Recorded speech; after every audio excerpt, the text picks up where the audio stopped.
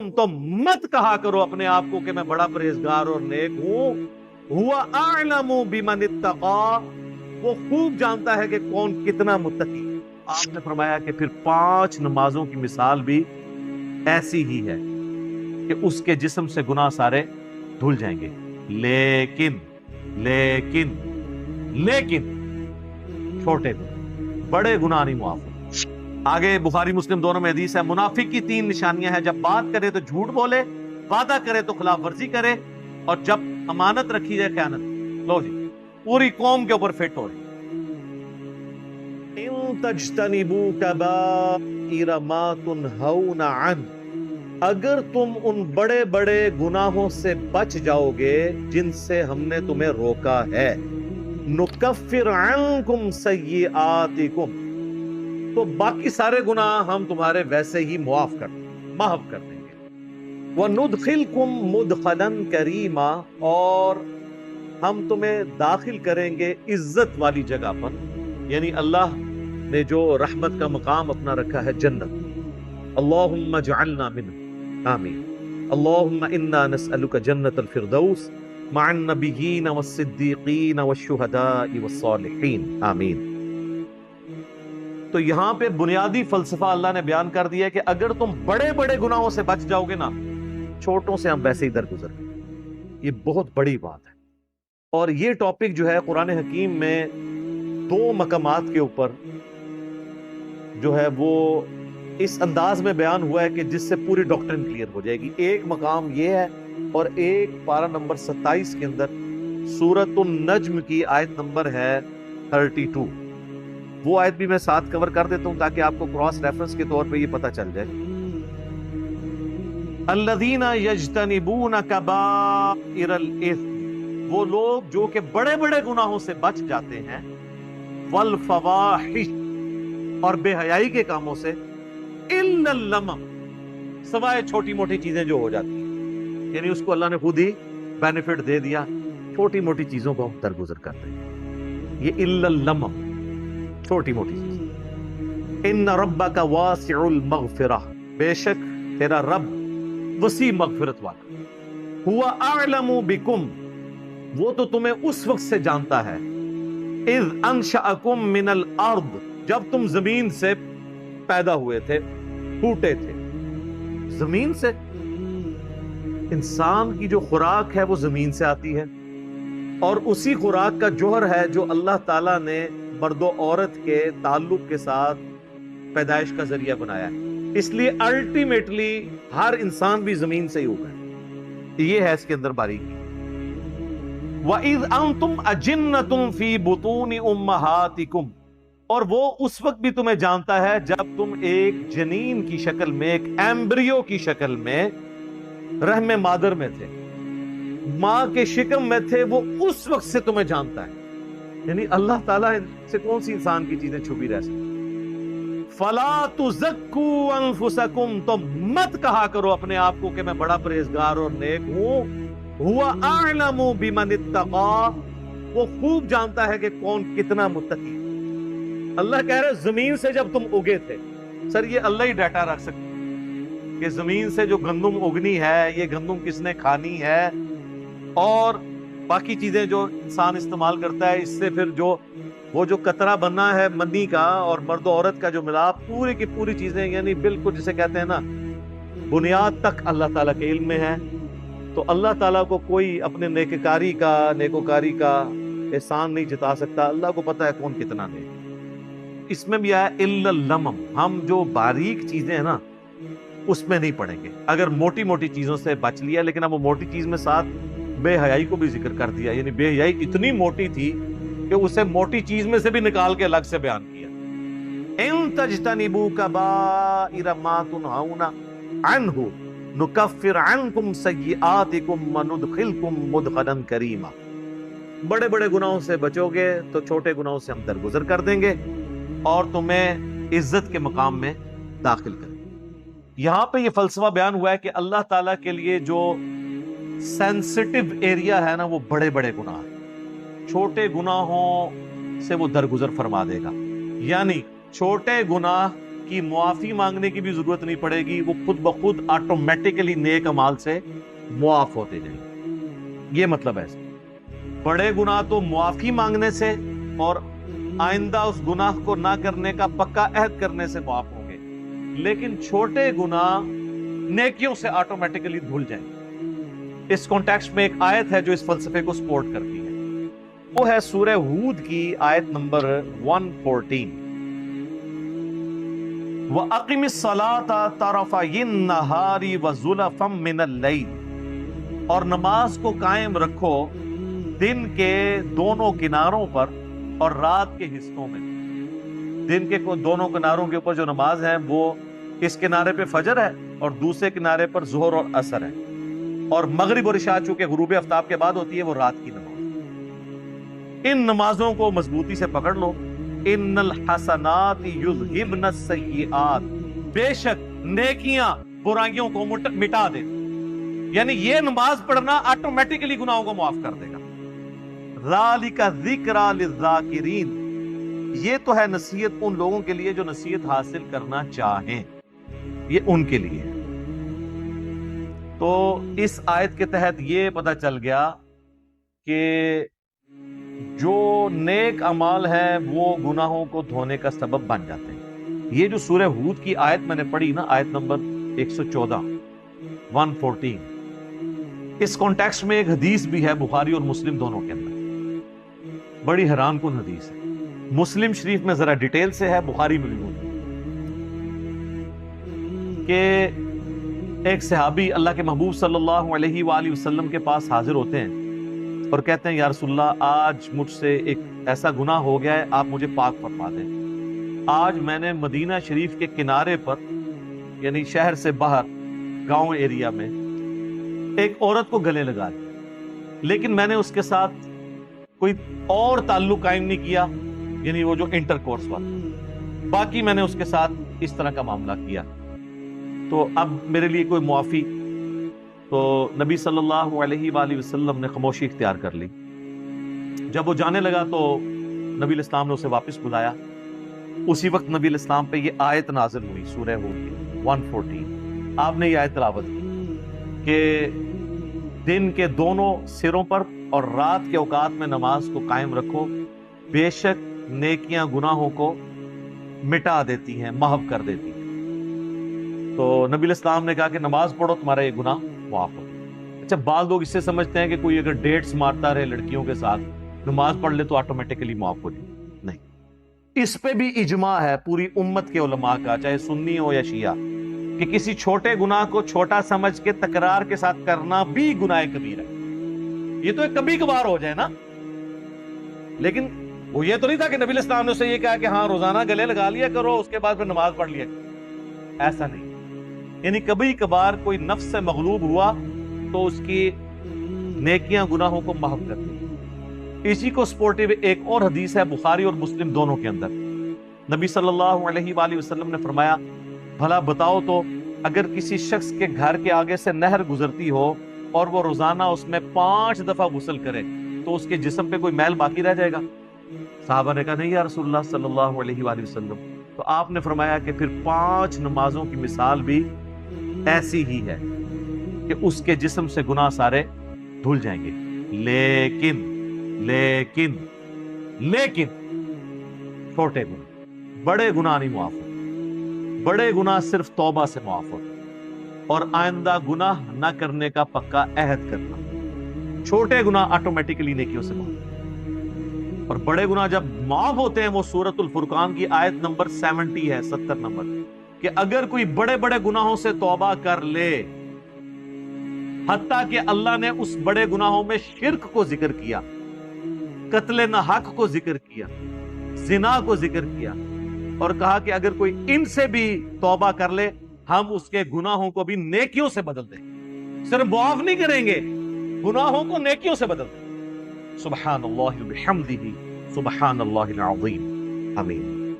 تو بڑے بڑے گناہوں سے اگر توبہ کر لی جائے تو وہ اتنی بڑی نیکیاں بن جائیں، لیکن وہ توبہ پاکستانی توبہ نہیں ہوگی، وہ پکی والی توبہ ہو۔ اور توبہ کا طریقہ اللہ تعالیٰ نے قرآن میں بتا دیا ہے کہ پاکستانی توبہ میں یعنی جس کو میں کہتا ہوں کہ کتابوں کے خدا میں اور بابوں کے خدا میں کیا فرق ہے. سورۃ النحل کی آیت نمبر ہے 119. اس میں اللہ تعالیٰ نے اپنا کانسیپٹ بتا دیے توبہ کا. ثم ان ربک للذین عملوا السوء بجہالۃ، اس کے بعد تمہارا رب ان لوگوں کے حق میں جو جہالت میں گناہ کر بیٹھے، ثم تابوا من بعد ذلک، اور پھر گناہ کے بعد فوراً توبہ کر لیں، وَأَصْلَحُوا، اور اپنی اصلاح کر لیں، یعنی بندے کے پتر بن جائیں. جو ہوا اس کے بعد پھر وہ ٹھیک بھی کریں اپنے آپ. ان ربک من بعدها، اس کے بعد تیرا رب لغفور الرحیم، ضرور بخشنے والا مہربان ہے. کس کے بعد؟ جو توبہ کرے، رجوع لائے اللہ کی طرف اور اپنے آپ کو سدھار لے، پھر میں اس کو معاف کروں. خالی استغفار کی تسبیح پھیرنے سے معافی نہیں ہو. یہ ہے کنسپٹ قرآن. یہ پیرلل میں دو چیزیں نہیں چل سکتی، اللہ کے ساتھ بغاوت بھی اور خالی استغفار کی تسبیح پڑھو. تو یہ کنسپٹ اللہ تعالیٰ نے توبہ کے حوالے سے کلیئر کر دیا. اب آ جائیں اس طرف جو میں نے کہا کہ کبیرہ گناہوں سے اگر بچ جائیں تو چھوٹے معاف ہو جائیں گے. اس کو سپورٹیو ایک اور حدیث ہے جو صحیح مسلم میں ہے، وہ ڈسائسو حدیث ہے. اس کے الفاظ ہیں، اگر بڑے بڑے گناہوں سے بچا جائے تو ایک نماز سے دوسری نماز، ایک جمعے سے دوسرا جمعہ، اور ایک رمضان سے دوسرا رمضان درمیان کے تمام گناہوں کا کفارہ بن جائے گا، اگر بڑے بڑے گناہوں سے بچا جائے. اب یہ نہیں ہے کہ ادھر سے ایک جمعہ پڑا ادھر سے ایک جمعہ اور درمیان والے معاف نہ، کیونکہ اس کے الفاظ ہیں اگر بڑے گناہوں سے بچا جائے. تو مجھے بتائیں نماز چھوڑنے سے بڑا گناہ کون سا ہو سکتا ہے؟ صحیح مسلم میں حدیث ہے، بندے کے کفر اور ایمان کے درمیان، شرک اور اسلام کے درمیان فرق نماز ہے. لہٰذا جو نماز چھوڑتا ہے تو ایک جمعے سے دوسرا جمعہ درمیان کے گناہوں کا اس کا کفارہ نہیں بنے گا. ایک رمضان سے دوسرا رمضان درمیان کے گناہوں کا کفارہ نہیں بنے گا. ایک نماز سے دوسری نماز درمیان کے گناہوں کا کفارہ نہیں پڑے گی کہ اگر کوئی کہے جی میں فجر پڑھ لوں اور ادھر سے عشاء پڑھ درمیان والی معاف ہو جائے. نہیں. جامعہ ترمذی میں حدیث ہے، شقیق تابعی کہتے ہیں کہ صحابہ کرام نماز چھوڑنے والے کے علاوہ کسی کی تکفیر نہیں کرتے. جو نماز نہیں پڑھتا تھا اس کو وہ کافر سمجھتے. یہ پاکستان کے شناختی کارڈ میں بے نمازی مسلمان ہے، اللہ کے ہاں بے نمازی مسلمان نہیں. جامعہ ترمذی میں حدیث ہے، جس نے جان بوجھ کے نماز چھوڑ دی اس نے کفر. اور جان بوجھ کے چھوڑنے سے مراد یہ نہیں کہ بندہ کہ میں بڑا مصروف، نہیں. بخاری و مسلم دونوں میں حدیث ہے کہ اگر کوئی شخص بھول جائے یا سویا ہوا ہو تو جیسے ہی اسے یاد آئے یا وہ اٹھے تو نماز پڑھ لے. اور پھر نبی الاسلام نے وہ آیت تلاوت کی سورہ طٰہٰ، وَأَقِمِ الصَّلَاةَ لِلذِّكْرِ، اور میری یاد کے لیے نماز کو قائم رکھو. تو نبی الاسلام نے فرما دیا کہ وہ جو جان بوجھ کے یہ ہے کہ ایک بندہ جاگ بھی رہا تھا اور بھولا ہوا نہیں تھا اور اس نے نماز چھوڑ، وہ مانا. ایک اور چیز ہو سکتی ہے کہ کوئی مجنون ہو جائے، جو صحیح بخاری میں مولا علی کا قول ہے تعلیقاً کہ 3 لوگوں سے قلم اٹھا لیا گیا ہے، چھوٹے بچے سے، پاگل سے اور سوئے ہوئے شخص، یہاں تک کہ وہ جاگ جائے. تو یہ حدیث مرفوع بھی ہے، نبی الاسلام سے بھی مولا علی نے نقل کی ہے، سنن ابن ماجہ میں بھی ہے، ترمذی میں بھی. بخاری میں امام بخاری سے چیپٹر کی ہیڈنگ میں لے کے آئے ہیں.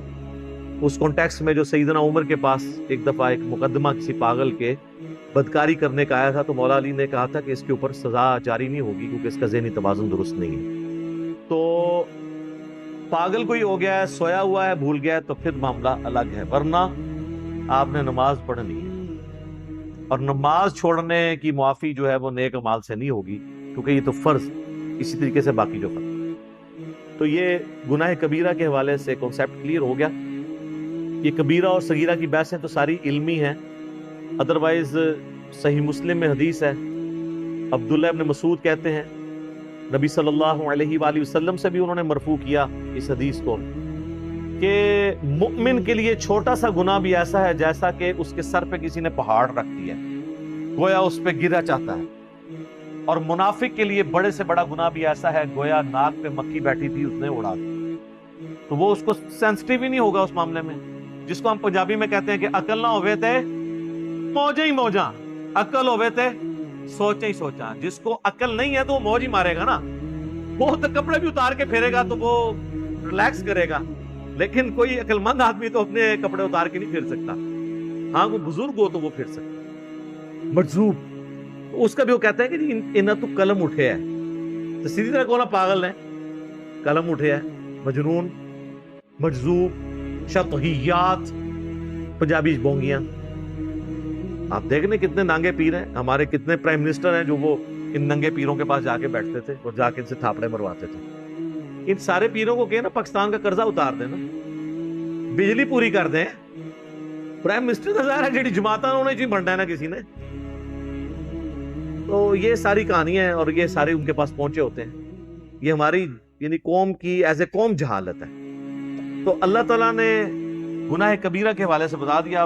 آخر میں اگر میں لسٹ کا ذکر کروں, یہ ایک تلخ چیز تھی جو میں نے اس آیت کے کانٹیکسٹ میں آخر میں رکھی ہے کہ یہ ہماری بدقسمتی کہہ لیں کہ اکثر گناہ جو ہمیں معلوم ہے وہ سب کے سب کبیرہ گناہ ہیں. ان میں کوئی گناہ چھوٹا گناہ نہیں, ہم ان کو چھوٹا سمجھ رہے ہوتے ہیں. اگر آپ کو یہ سارے گناہوں کی لسٹ چاہیے نا تو بخاری مسلم کے حوالے سے مشکات المصابیح میں اگر آپ چلے جائیں نا تو مشکات کے شروع ہی میں پہلی جلد کے اندر آپ کو ایک چیپٹر ملے گا گناہ کبیرہ کا بیان, کیونکہ یہ کمبائنڈ فارم میں نوٹس ہیں مشکات میں, اسی لیے بار بار ایمفسائز کرتا ہوں کہ مشکات ضرور لیں. مثلاً پہلی حدیث اس چیپٹر میں وہ بخاری اور مسلم دونوں سے لے کے ہیں کہ عبداللہ ابن مسعود رضی اللہ تعالیٰ عنہ کہتے ہیں کہ نبی علیہ السلام سے کسی نے عرض کیا کہ اللہ کے نزدیک سب سے بڑا گناہ کون سا ہے؟ تو آپ نے فرمایا کہ تم اللہ کا شریک بناؤ حالانکہ اس نے تمہیں پیدا کیا, یعنی شرک سب سے بڑا گناہ. اس نے پوچھا اس کے بعد, فرمایا اس اندیشے سے بچے کو قتل کر دو کہ وہ تمہارے ساتھ کھائے گا. اولاد کو اس لیے سے ایک فیملی پلاننگ ہے وہ الگ چیز, اس کا جواب موجود ہے اس میں میری ویڈیوز رکھو. یہ کہ پریگنینسی آئیڈینٹیفائی ہو گئی ہے اور آپ بچے کو قتل کر دیتے ہیں یا بچوں سمیت خودکشی کر لیتے ہیں, جو پاکستان میں خبریں اکثر آتی رہتی میڈیا میں. اس نے عرض کیا اس کے بعد, تو فرمایا اپنی پڑوسی کی بیوی کے ساتھ بدکاری کر. کاری تو کسی کے ساتھ بھی کرنا برا ہے, لیکن پڑوسی کا چونکہ حق ہے اس لیے اس کو ذکر کیا. پھر نبی صلی اللہ علیہ وآلہ وسلم نے سورۃ الفرقان کی آیت تلاوت کی, والذین لا يدعون مع اللہ الہا آخر ولا يقتلون النفس التي حرم اللہ الا بالحق ولا يزنون. جو میں نے شروع میں بھی حدیث کا ذکر کیا تھا کہ حدیث میں 3 بڑے گناہ بیان ہیں. اگلی حدیث امام بخاری لے کے آئے ہیں جو مشکات والے امام نے نقل کی ہے کہ نبی علیہ السلام نے فرمایا اللہ کے ساتھ شریک بنانا, والدین کی نافرمانی کرنا, کسی کو ناحق قتل کرنا اور جھوٹی قسم اٹھانا کبیرہ گناہ ہے. دیکھ لیں یہ بھی کبیرہ ہے. اس سے اگلی حدیث بخاری اور مسلم دونوں میں ہے کہ جھوٹی قسم کی بجائے جھوٹی گواہی کا ذکر ہے اس حدیث کے اندر کہ جھوٹی گواہی دینا بھی گناہ کبیرہ ہے. اس سے اگلی حدیث بھی بخاری اور مسلم دونوں میں ہے, نبی علیہ السلام نے فرمایا 7 چیزوں سے بچو. پوچھا کہ کون سی؟ فرمایا اللہ کے ساتھ شرک کرنا, جادو کرنا, قتل کرنا, سود کھانا, یتیم کا مال کھانا, میدان جنگ سے پیٹ پھیر کر فرار ہونا اور پاک دامن عورتوں پر تہمت لگانا. یہ 7 بھی جناب کبیرہ گناہ. میں نے کہا تھا یہ بدقسمتی ہے کہ جتنے گناہ ہمیں نون ہے نا وہ سارے کبیرہ ہیں. اس سے اگلی حدیث بھی بخاری اور مسلم دونوں میں ہے. نبی علیہ السلام نے فرمایا جب زانی زنا کرتا ہے اس وقت وہ مومن نہیں ہوتا, جب چور چوری کر رہا ہوتا ہے وہ اس وقت مومن نہیں ہوتا, جب شراب پی رہا ہوتا ہے وہ اس وقت مومن نہیں ہوتا, اور جب وہ یہ کام کر چکتا ہے تو یعنی ایمان اس میں سے نکل جاتا ہے, اس کے بعد اس کے اندر ایمان دوبارہ لوٹتا ہے, اور خیانت کرنے والا خائن اس وقت مومن نہیں ہوتا. اور پھر آخر میں الفاظ ہیں پس تم بچ جاؤ, پس تم بچ جاؤ. 2 دفعہ نبی علیہ السلام نے. تو آگے بخاری مسلم دونوں میں حدیث ہے منافق کی 3 نشانیاں ہیں, جب بات کرے تو جھوٹ بولے, وعدہ کرے تو خلاف ورزی کرے, اور جب امانت رکھی جائے خیانت. لو جی پوری قوم کے اوپر فٹ ہو رہی. اور مسلم میں تو آگے الفاظ ہیں اگرچہ وہ روزہ رکھے, نماز پڑھے اور مسلمان ہونے کا دعویٰ بھی کرے تب بھی وہ منافق ہے, یعنی عملاً منافق ہے, اعتقاداً نہیں. اعتقاداً تو مسلمان ہے لیکن عملاً منافق. اور ایک اور حدیث ہے بخاری اور مسلم کی, اس میں 4 چیزوں کا ذکر ہے. نبی علیہ السلام فرمایا جو 4 خصلتیں جس میں ہوں گی وہ پکا منافق ہے, اور جس میں ایک ہوئی وہ بھی نفاق کی ایک شاخ کے اوپر ہے, یہاں تک کہ اس عمل کو چھوڑ دے. نمبر 1 امانت رکھی ہے تو خیانت کرے، نمبر 2 بات کرے تو جھوٹ بولے، نمبر 3 عہد کرے تو توڑ دے، اور جب جھگڑا ہو تو گالی گلوچ پر ہوگا۔ یہ علماء تو آلموسٹ سارے اس میں آتے ہیں، گالی گلوچ پہ اتر آتے ہیں نا، کیسی کیسی موٹی موٹی گالیاں دیتے ہیں۔ اور عوام الناس تو اب مجھے بتا دیں، ہم تو وہ شعر لے کے چل رہے ہیں، کچھ بھی ہیں تیرے محبوب کی امت سے ہیں، یہاں تو معاملہ ہی کہاں سے کہاں پہنچ گیا۔ صحیح مسلم میں حدیث ہے، نبی علیہ السلام ایک اناج کے ڈھیر کے پاس سے گزرے، آپ نے اپنی مبارک انگلیاں اس میں داخل کی تو وہ گیلی تھی۔ آپ فرمایا یہ کیا؟ کہ رسول اللہ رات کو بارش ہو گئی تھی تو اناج گیلی ہوگی۔ آپ نے فرمایا تم نے گیلی اناج اوپر کیوں نہیں کی تاکہ لوگ اس کے عیب کے اوپر مطلع ہوتے، اس کے بعد کسی کی مرضی کہ وہ خرید کے لے جائے گھر جا کے خشک کر لے، لیکن تم نے اس طرح کیوں کیا کہ اوپر خشک رکھی اور اندر گیلی؟ اور پھر آپ نے فرمایا جس نے ملاوٹ کی وہ ہم میں سے نہیں۔ یہ وہاں پہ آپ نے فرمایا تھا، یہ پوری حدیث مسلم شریف میں یوں ہے، جو آخری حصہ پکڑا ہوا ہے جس نے ملاوٹ کی وہ ہم میں سے نہیں۔ اور وہ ملاوٹ سے سمجھ رہے ہوتے ہیں صرف دودھ میں ملاوٹ کرنا ملاوٹ ہے۔ ملاوٹ یہ ہے کہ آپ غرر کریں، عربی میں غرر کہتے ہیں دھوکے کو، کوئی بھی دھوکا کسی فارم کے اندر، کسی کاروبار کے اندر، وہ اس کو حرام کر دے گا۔ جیسے ہی دھوکا آئے گا، چاہے وہ پلاٹس کی فائل کی شکل میں آئے اس کو حرام کر دے، چاہے بیچنے والی چیز کی شکل میں آئے اس کو حرام کر دے گا۔ یعنی آپ مال دکھائیں کچھ اور جب ڈال کے دینے لگے کچھ اور ڈال دیں تو آپ نے دھوکا کر دیا، غرر کر دیا۔ تو غرر جب بھی آئے گا تو وہ پورے کے پورے مال کو آپ کے کمائی کو حرام کر دے۔ بولے اعوذ باللہ تعالی، اللہ تعالی ہمیں اس فتنے سے بچا کے رکھے، اپنی ایمان کے اندر رکھے، گناہ کبیرہ سے بچنے کی توفیق عطا فرمائے، اور کمٹمنٹ کے ساتھ اپنے محبوب صلی اللہ علیہ وآلہ وسلم کی سچی اتباع کرنے کی توفیق عطا فرمائے، آمین۔